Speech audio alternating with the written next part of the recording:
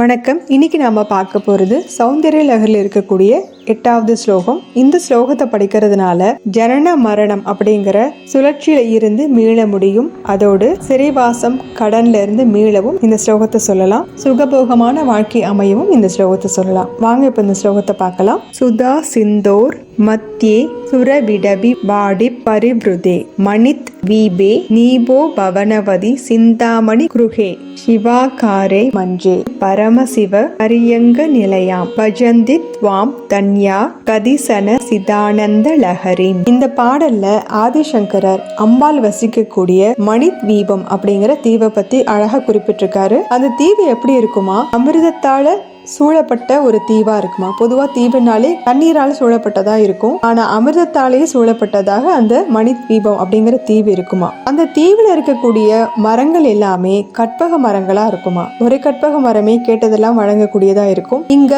இருக்கக்கூடிய மரங்கள் எல்லாமே கற்பக மரங்களாக தான் இருக்கு. அதோட அந்த தீவும் ரத்தினமயமான தீவாகத்தான் இருக்குமா. அம்பாள் அதுல ஒரு அரண்மனையில வசிக்கிறா. அந்த அரண்மனை சிந்தாமணிகளால அமைக்கப்பட்டதா இருக்குமா. அங்கேயும் கதம்ப மரங்கள், பலவிதமான மரங்களும் நிறைஞ்சிருக்குமா. அதுல அதி விசேஷமான ஒரு மஞ்சத்துல சிவனுடைய மடியில அம்பாள் அமர்ந்திருப்பாளாம். அங்க இருக்கக்கூடிய அந்த அம்பாள் ஞானமும் ஆனந்தமும் அலை அலையா பரவி இருந்தா அப்படி இருக்குமோ அந்த மாதிரி இருப்பாளாம். அவளை தியானம் பண்ணணும் அப்படின்னாலே புண்ணியம் செய்தவர்களால் மட்டும்தான் முடியும் அப்படின்னு இந்த ஸ்லோகத்துல குறிப்பிட்டார் ஆதிசங்கரர். இப்ப இந்த ஸ்லோகத்துக்குரிய பொருளை விளக்கமா பார்க்கலாம். சுதா சிந்தோர் அப்படின்னா அமிர்த கடல் அப்படின்னு அர்த்தம். மத்தியே அப்படின்னா நடுவில். சுரவிடபி வாடி பரிவ்ருதே அப்படின்னா கற்பக மரங்களால் ஆன தோப்புகள் தான் நிறைஞ்சிருக்குமா. மணித்வீபே அப்படின்னா அத்தகைய ரத்ன தீவுல நீப உப வனவதி அப்படின்னா கதம்ப மரங்களும் நிறைந்த அந்த வனத்துல சிந்தாமணி குருகே அவளுடைய அரண்மனை சிந்தாமணியால் அமைக்கப்பட்டதா இருக்குமா. சிவாகாரே மஞ்சே அப்படின்னா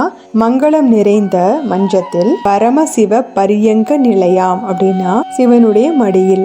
சிதானந்த லஹரி அப்படின்னா ஞானமும் ஆனந்தமும் அலையலையா வீசக்கூடியவளா நீ இருக்கிற. அப்படிப்பட்ட உன்னை தன்யா அப்படின்னா புண்ணியம் செய்தவர்கள் மட்டும்தான். கதிசன அப்படின்னா புண்ணியம் செய்து சிலர் மட்டுமே. பஜந்தி அப்படின்னா நீ வணங்கிட முடியும், உன்னை எண்ணி தியானம் செய்ய முடியும் அப்படின்னு சொல்றாரு.